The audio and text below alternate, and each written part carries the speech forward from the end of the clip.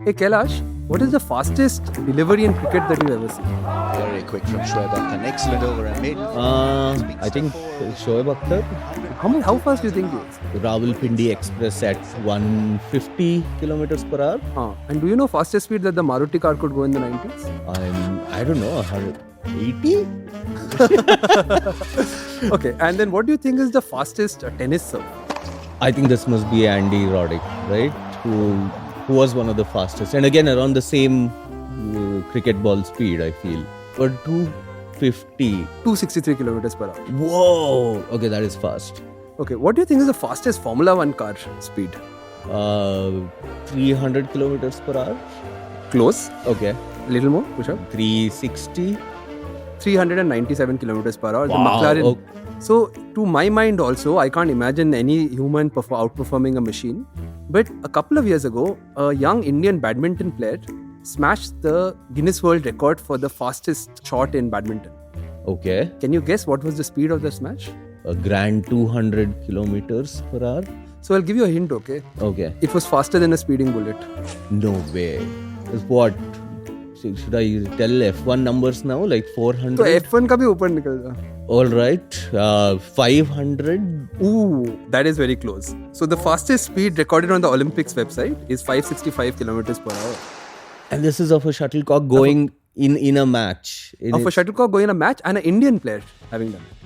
Wow. I would have never guessed the badminton we play in front of our houses has, what, 65 kilometers per hour. 65 kilometers per hour. Wow. Economies of Khel, Episode 4 Net.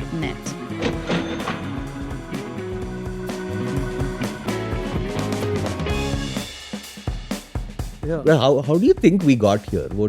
Where did we start? Yeah, so, that's a really interesting question. And, I went back to check, when is the first sort of mention of badminton as a sport? Because, you and I know that badminton is probably the most experienced sport in India. Yep. And the earliest recorded playing of badminton was in Pune in the very late 19th century in a Gymkhana club. Mm-hmm. The very interesting point to note is most of these clubs, Indians were not allowed to enter. Obviously. I'm assuming one of the earliest exposure to badminton has been through Gymkhana cultures. If you look at what are the big moments of Indians have arrived on the sports arena in the 20th century, then all of us remember hockey. Because Right. that was really the sport where we got Olympic recognition and we were seen as good as anyone else in the world. In fact, others were trying to learn from us. And, for most people, the moment they remember is 1983 World Cup winning. Yeah. But, when I one of the early events I remember my parents saying is that Prakash Padukone, the All England Championship in 1980. Right. And this is far exceeding any kind of individual award at the world class level. And, All England Championship is like the Wimbledon of badminton. Yeah. And, after that, you kind of consistently see Indians doing well in that field. Right. And But how did it become popular? One theory which I would want to say is how in New York basketball became really popular because there were small grounds, a specific demographic of people were playing it, and similar space constraints might have pushed Indians to just take up badminton. It's also, I think, it is a game which if you have to teach, it's pretty easy, right? Just hit the shuttle, don't let it fall, and it should go to the other person. And pretty much that's how we were taught. yeah, and the two things that always stood out for me about badminton is one is that it was probably one of the least boundaries towards gender participation. It was one of the first sports I played where it was co-ed. And Yes. all my girl cousins, Right. that was the one sport we could play together. And two, what I loved about it as a kid was that you could play it in cooperative mode. Yes. So you didn't have to beat the other person. The game was how long can you actually keep the badminton up. So Right. one of the things I think that intimidates people from joining sports is that you have to sort of be very intense and competitive and try to win. But here was a sport which was leisurely. And, my Right. memories in my apartment building is that, all of us boys were going and playing football and cricket, sweating and going intense. Right. And then there was a group of people who would be chit-chatting in the evening and playing. Yeah. And, not one bead of sweat would break on their forehead. It is almost like having coffee. You're sipping with your left hand, you're hitting the shuttle with the right, and you're talking. It's like coffee time. So this is, I have my very unscientific fieldwork was I went and I talked to some of my, female friends and cousins, why were you into badminton? And I had a couple of very interesting answers which made me think about it. So, some of my female friends said that one of the biggest challenges as a female is what are you supposed to wear when you go to play?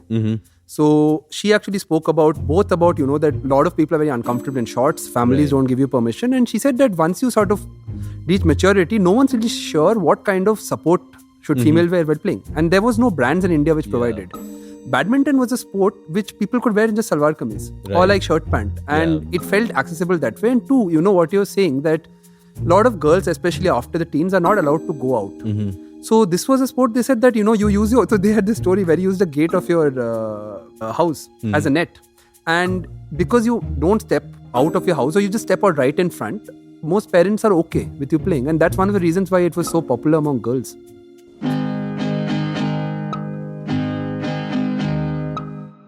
So I think this brings us to a most interesting segue, which is that badminton is no more just a sport you play in your courtyard or, just when you want to have some relaxing time, but something which is everyone knows about and, everyone's cheering. So I've got a really nice way of framing this. In India, badminton is before Gopichand and after Gopichand.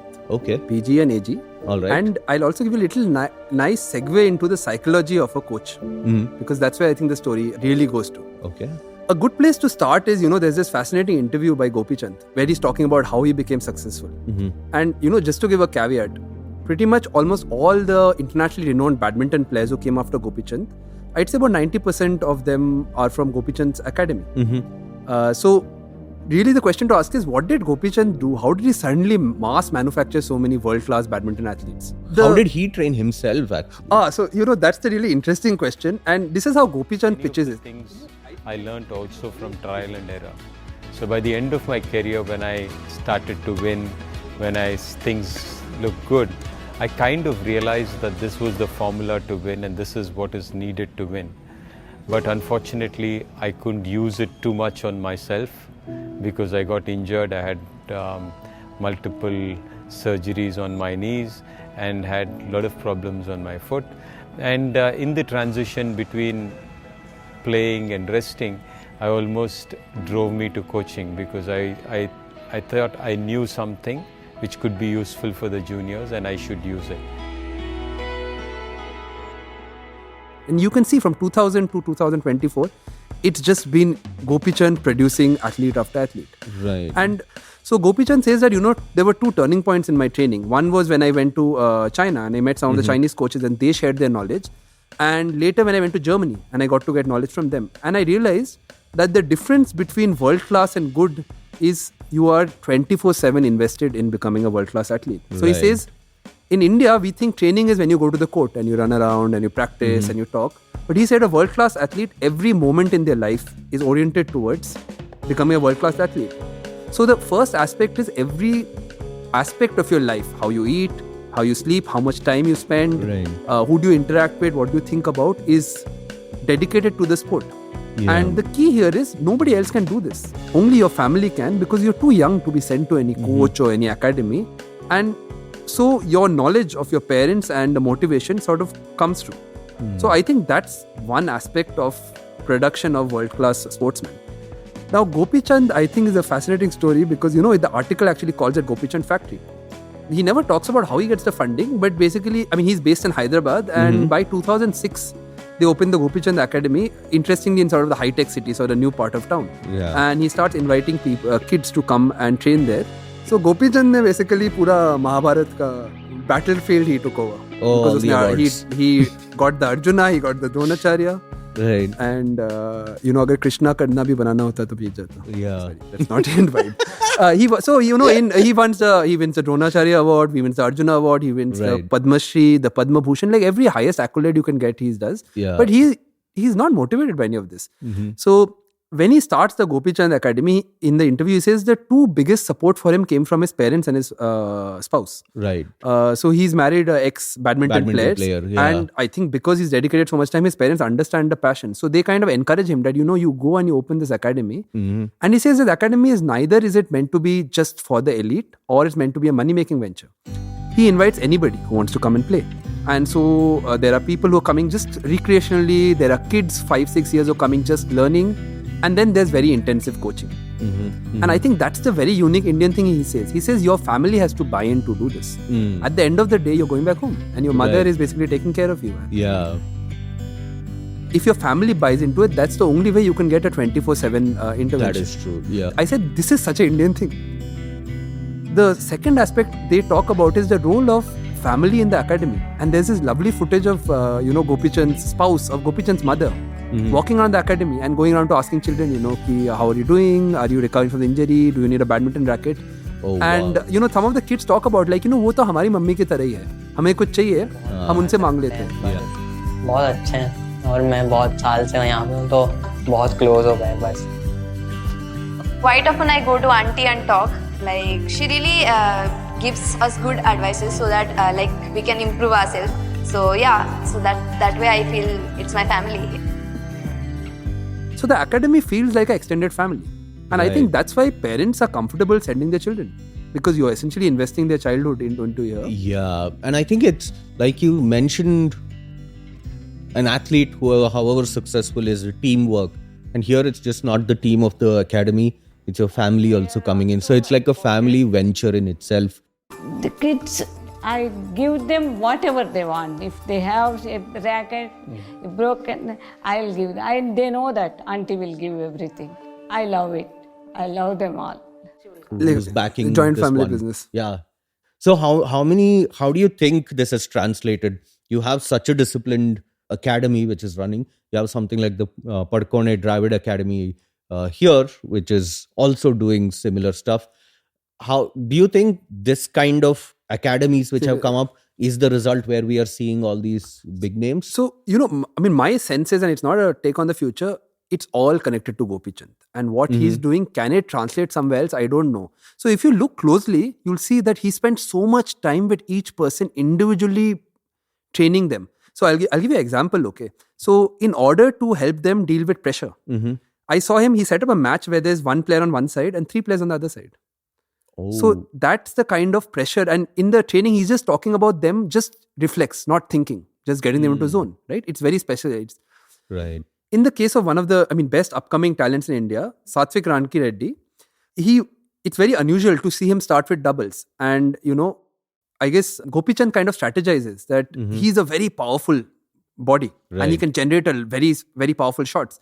But he's not so mobile around the court. So he paired him up with Chirag, who is sort of agile, athletic, in the front, can move fast. Right. And their combination works very well. And you can see that he's training them both to understand each other's psychology, understand each other's movement, so that they can be a good combination. Though individually, maybe the way they're trained might not help the individual games. Right.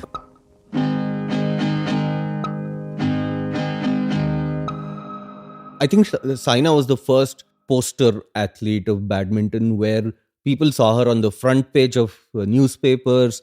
She was on the news and she was winning at a rate which was, I think, previously not seen. And India में ये mentality होता है कि final पहुंच गए, or if you get close to a medal, you're happy. That's what. Here's someone who stormed into the final of the badminton 2012 Olympics, and when you watched it, you were like, it's only itna gap between her being the Olympics gold medalist. Yep. It was not just like a little improvements that we are seeing in other sports. It was just a jump to the top. Yeah. And from there, she's there. Yeah. And for me, this moment when Saina Nehwal comes and, now the culmination of PV Sindhu coming is essentially how marketable they've become, or how at least they've given something to be presented as a mass product. Just look at these two facts, okay? So I think the first female biopic for a sportsman was Mary Kom and Saina Nehwal. Yeah. And two, PV Sindhu in the last 3 years in the top highest earning female athletes in the world.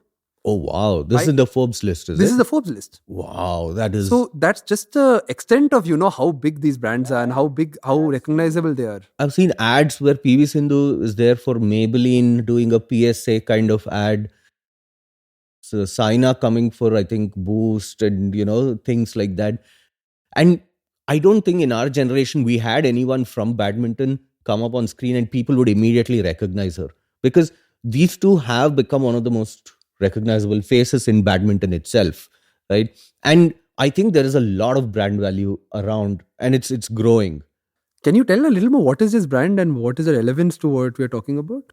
At the end of the day, something which is recognizable, right? That is where I would, the most simplest definition is it'll help people recognize. Yeah. And certainly I feel PV Sindhu and Saina have become very clear brands on their own. This is a tricky question I'm going to ask you, okay?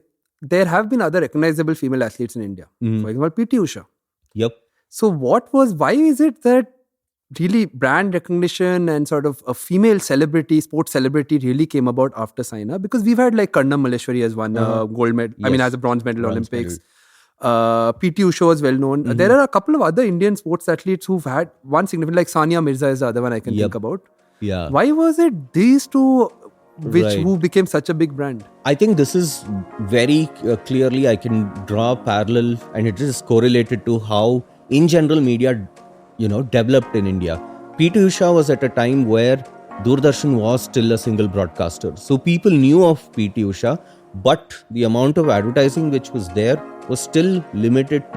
But by the time Saina and PV Sindhu came, you had an extreme proliferation of television, a pretty great proliferation of cable television and things like that. Actually, this is the digital. We are entering the social media era, and then you have social media, and you have people watching things on different platforms, including YouTube and stuff. So the other difference is PT Usha did make it to the Olympics, almost got a medal.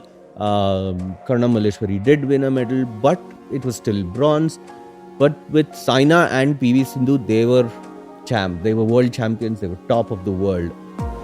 Bronze medalist representing India, Saina Nehwal. Kusala Venkata Sindhu, Olympic silver medalist. Her first ever silver medal for a female athlete from India in any sport, in any discipline. So, I think I agree with you that if you're world class, then you're very brandable. But let me provide a new spin. Let's say you're like a company, right? Like a Nike. And you want to reach out to female audience in India. Now, India doesn't have any world-class female athletes. Right. So, you won't say, कि अच्छा नहीं कर सकते, छोड़ देते. You say, कि अच्छा, let's make. बनाते हैं ना, अगर नहीं है. And I think that's the interesting story to look at. For me, branding is not just a very famous person talking about some object. Branding is you take a very famous person, you take a certain quality of that person, and you put it onto the product. Right. So, I remember this famous one where I think it was Nadal, where Nadal just constantly is hitting back and back. And it's an ad for Duracell. So they have this Duracell bunny. And you kind of take this fact that Nadal is sort of just never gives up. Right. You take on Duracell. So good advertising manages to make this conflation. And I feel like the highest or most successful advertiser is one who takes a celebrity of any form, takes their value and imposes onto another product which doesn't have that value. Right? That's why you're spending so much money into doing it. And that's the change that's happening, that I think if you look at who are the famous advertisements around female, you'll find that they're almost all around very feminine products. So like Lux soap, beautiful. You have, other kinds of like Fair and Lovely. Right. Nowadays, maybe a little more socially conscious about, female empowerment, educating women. Like the Maybelline ad. We'll come to Maybelline, okay? Because I have a theory about it. All right. Okay, but essentially, what are the different ways in which a female celebrity can be put on the screen? Because male celebrities have so many different things. Like you can look at power, you can look at, energy, you can look at, intenseness. You can take a lot of values. So, female athlete is not shown to be sexy, right? Because she's a female athlete, and I think that much respect has to be there. And most people are not watching. So even when Saina came and people knew she had won, no one really watched her. So like if you take a Dhoni, his capital coolness, right? Or if you take a Kohli, whose aggression, like people know these things about, but no one really knows anything particularly about Saina except that she wins, right? So when you look at Saina's endorsements, there's a very interesting thing happening. So, she endorses Savlon, which is a Dettol. She endorses the National Egg Corporation. She endorses sanitary pads and products. Right. And, when you look at the ad, people don't know anything about her. So how does the ad frame her? They frame her as a badminton player. Yeah. Right? And so she's always playing badminton. Right. And they take us, what are the values? She's hardworking. She's overcome difficulties. So there's this, really interesting Savlon ad where, she's playing badminton on one side and she says, wo auntie. वो पड़ोसी, वो दोस्त, playing them, and she's playing against 7-8 people, and she said these are all the people who did not believe I could make it. Right. And I overcame them. So she says that's what you need. Similarly, for other kinds of injuries, there's Savlon, but this is the greatest injury a female sportsman faces, which no one believes in them. बच्चों से कभी ये ना कहना कि वो कुछ बन नहीं सकते, क्योंकि सबसे ज़्यादा चोट तभी लगती है. बाकी चोटों के लिए Savlon. Her talk about, she does some educational awareness, egg cooperation. She comes across as a serious person, and that's the value that's brought forward. Now, for me, the big moment which changes how women come on screen is this ad by Nike. Do you know the ad I'm talking about? Yep. The da-da-ding. Da-da-ding, da-da-ding. Yes. Da-da-ding, da-da-ding. Yeah. And do you remember any of the people in that ad? I remember my favorite actress, Deepika Padukone, exactly. being there. So, yes, I think the da-da-ding is a changed moment, because here's an ad which is a celebration of women in sports, and you can't recognize anybody except Deepika Padukone. Yeah. And Deepika Padukone is neither is it in a sexy avatar or an elegant avatar. She's playing sports. Yeah. It's an athletic avatar. Yes. And for me, that ad was completely different because of 2-3 reasons. So one is, it's very peppy, upbeat, youthful. Yep.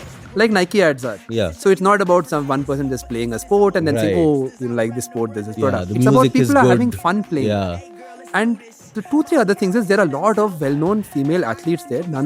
Most people can't recognize them. So why put these people who are not recognizable in an ad? That's what I was thinking about. Obviously, Deepika is there because there has to be a recognizable face. Yep. And if you look at the ad, there are some unusual things about it. So one is that they are sort of playing with great pleasure, and they're only women playing. There is no man playing in the ad. In fact, the very interesting thing is there are parts of the ad where men are sitting and watching the women play. Yeah. Two is it's not sanitized. It's all on the road. Yep. It's within traffic. Different aspects of Indian life. So it's based in the city, and it's hot. They're sweating. It's not made to look sexy. Right. Like they're just passionate. And many times, they're bending the rules of the game. They're not playing the sport. They're like playing football on the road. Someone is training with a tire behind them, right? Yeah, and there's like parkour that they're doing. So it's not just sport, but also like activity. So I also felt like, the communication here is not these are great athletes, that's why you should wear Nike. It's like wearing this as a girl, you can have fun and play. Right. And play your own way. And similarly, each of these athletes, their names are not shown. Right. So look, if you want, you can be inspired by them, or you can just see them as your friend who also plays. Elite plays. So you don't have to be like a world champion or famous to be a woman who's playing. Right. And for me, it's a turning point because no more does the woman have to justify her place on the screen. Right. By being the best in the world. Just by virtue of overcoming and making it in that sport is good enough for you to be a role model for other girls. Right.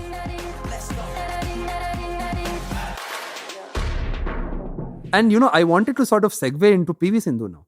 If you look at PV Sindhu's endorsements, they are just completely different brands. Right. So there's Maybelline, which is a cosmetic product. There's JBL, which is audio system. There's Asian Paints. Okay. There are certain products which you don't think of as something to do with a female athlete. Yeah. And I wanted to bring another ad because I think that shows this change that's happened about how female celebrities are seen on camera. And how products want to attach themselves. Right. So this is an Asian Paints ad. And the most highest paid Indian actor, Ranbir Kapoor, is there. Oh, wow. And the ad is very cool because the ad starts with Ranbir coming into a room and she says Sindhu. So she refers to Sindhu as a first name. And Sindhu says, Ranbir, you've come back from playing. And then she makes a joke of him. Ranbir यही speed से सीखते रहे ना तो बन चुकी तुम्हारी badminton की फिल्म. And she says कि अभी wind का excuse मत बोलो. So it seems like Ranbir is doing a movie about badminton and PV Sindhu seems to be the partner. So she doesn't need to play badminton. Neither is she in badminton clothes. Right. They're both addressing them with first name like equals and she is pulling Ranbir's leg. बस क्या सिंधु? अरे आज तो हवा भी नहीं चल रही थी. आज क्या एक्सक्यूज है? अरे आज एक्सक्यूज नहीं यार, I was distracted. Suddenly, no more is her presence in the screen dependent on either her sport or her celebrity status. She is equivalent to Ranbir. Yep. And very funny at the back of the ad, there are these photos on this wall of PV Sindhu playing badminton, of her sort of all in England championship results. So she doesn't need to prove herself anymore to be recognizable. She is PV Sindhu. Yeah, so it's gone beyond. You don't need a racket in her hand or anything. People know who PV Sindhu is and she is just that now. So when a brand becomes so big that they don't need to associate with the original achievement, that's when you become a super brand. And I'm starting to see Sindhu is becoming like that, where she can be attached to anything and that will have value. Just like, you can have Amitabh Bachchan or Shah Rukh Khan or MS Dhoni can talk about anything and their credentials don't matter. they are big enough that they can speak about anything, and products want to attach themselves to these names. Oh, wow, that is a very interesting spin. I had not thought of that. So you're saying that badminton's maturity in Indian society is also reflected in the fact that PV Sindhu has reached this space where she is a super brand and people are recognizing.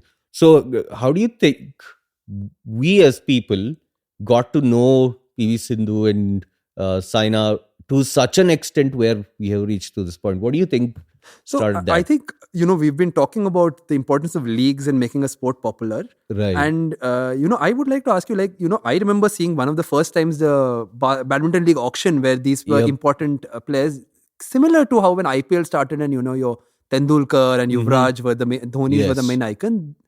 Saina and PV were some of the main sort of icons at that. Right. In the league auctions. I think that was an interesting period. 2012 or early 2013 is when the auction first happened. Saina Nehwal there from India. Here you go. Fantastic women's singles player there.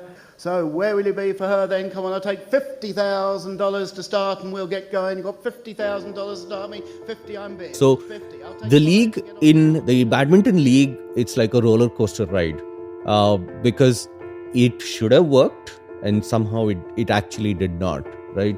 2013, I think, is when the Indian Badminton League officially was started.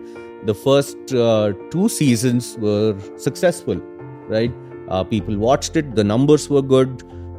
They also made slight changes, right? Like any other sport which had to be fit for TV, they made changes for badminton also. Like similar to what you said happened in Kabaddi. Kabaddi, yeah. Here what they did was to make it more fast-paced and interesting. They wanted to make badminton more fast-paced. So they brought it down to 11-point games, best of 3. And within a span of about 3 hours, they wanted to fit about 5 matches so that, people can watch.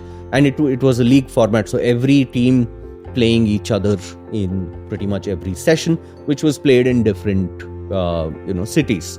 And the first 2 seasons were pretty good. People were happy. There was enough money which was also invested. But 2015, Badminton Federation of India said they had some problem with it because they felt this league was also clashing with the general yearly calendar of the players. And automatically a lot of players were afraid that if they go against the association, they might not be able to play in national and international events. So 2015 was like a break year and it didn't happen. So then they rebranded the whole thing to Premier Badminton League in 2016, where they also brought in much more advertising.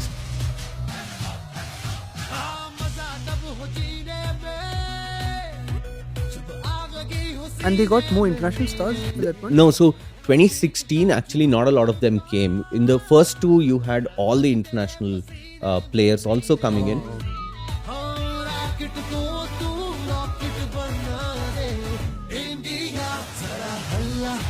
In the second version, there was slightly less of international participation because also it was the timing of it was very weird. It was just before the I think the Masters Cup or something like that. So a lot of them, did not. But with the Premier Badminton League, they also brought in more media stuff. So for example, so it's 11-point game. At 6 points, you get a 75-second break. Right? And so it's slot to put in some ads. Yeah, ads. Oh. And at the end of the set, again, a 75-second break. And so they brought in these breaks which were there, which you could fill in with commercials.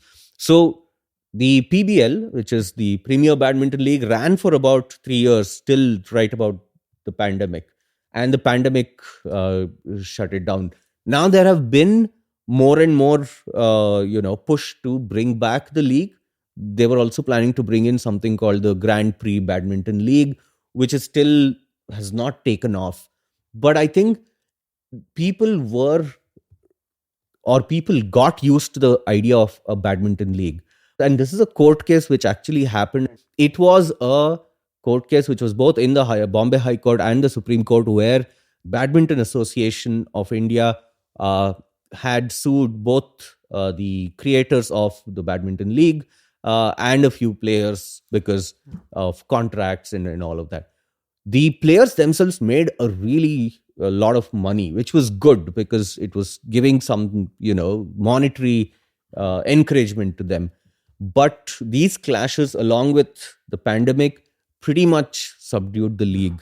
So, I mean, just taking back from our previous episodes, we saw that Pro Kabaddi League, the success was basically, Charu Sharma who visualized it, Mahindra who was the main investor, and Star Sports, which kind of picked up that this is an important, this is going to be big in the future, and they invested. And if you go back further, IPL was essentially Modi and Lalit Modi and BCCI kind of picking up. The same thing doesn't happen in badminton, right? There isn't someone powerful, interest groups, business, commercial, who've come together to build the product. And what looks pretty clear, like you have to negotiate a lot of interest groups. Yeah. Like the regulation authorities and... so with cricket, at least, the difference is BCCI is technically, is not a government body, right? It is a society, private society, which is registered, which has been recognized as a national body. With Pro Kabaddi, the sport in itself was so infrequent on TV that the league, even the Association of Kabaddi, was like, we need this. Right? So there was almost no competition. There was no competition. But with Badminton Association, I think they knew that there is a lot of talent. And one of the things that the Badminton Association said, and I think this is a valid claim, that all these players who were auctioned for a lot of money, all of them were trained by Badminton Association, right? They invested. It's like the government invested in the initial years of it. And now Sports Live, which is one of the companies which, did the badminton league, they have just taken over these assets. Like almost seeing the athletes themselves as an investment by public and then this private interest taking over. And one example I can certainly give is, and this I found very interesting, and I'm pretty sure all the Indians will be really excited. The Badminton Federation of the World, or the World Badminton Federation, they are pushing and investing in this new thing called AirBadminton. Have you heard of AirBadminton? No, I haven't heard of AirBadminton. Okay. AirBadminton is pretty much, you are an expert in AirBadminton. I'm an expert in AirBadminton. Is it like an air guitar? No, it's not like an air guitar, but this is badminton played outdoors, right? So pretty much if it becomes a mainstream sports, Indians are going to be there also. Wait, what's different between AirBadminton and normal badminton? This is what is different. The Badminton World Federation literally collaborated with Nanyang Technological University in Singapore to design a shuttle which could be used outdoor. It's not your feather one. It's not your the usual plastic one. This is more like almost like a missile. The head is pretty similar, but the shape is almost like in a missile kind of look with slightly longer wings, and the racket is the same, right? The badminton racket you can use, but because the shuttle is slightly heavier, the wind can't do anything to it. So it is specifically marketed as you can play this anywhere. And imagine how Indians are going to take that up, right? If Decathlon has AirBadminton or something, everyone's going to buy it because the road is right there. Badminton is something which you can play. And this is something which the science and, things which we have seen coming together. We always used to complain, hey, we can't play badminton outdoor.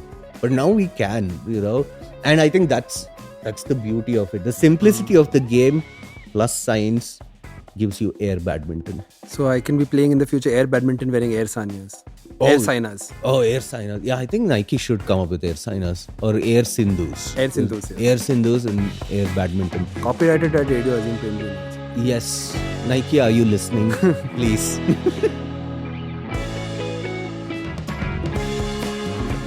We are now on Instagram.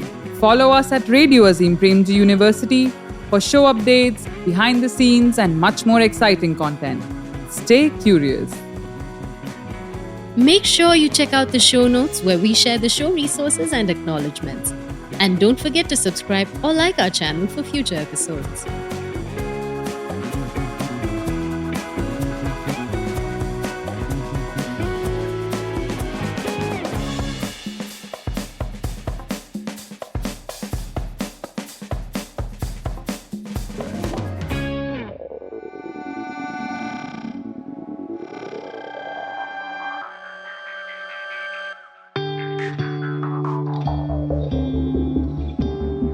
listening to आप सुन रहे हैं You're listening? दिन सुनो था നിങ്ങൾ കേൾക്കുന്നത് ನೀವು ಕೇಳ್ತಾ ಇದ್ದೀರಾ ರೇ ಕಥಾ ಸಂದೇಶ ರೇಡಿಯೋ Azim Premji ಯೂನಿವರ್ಸಿಟಿ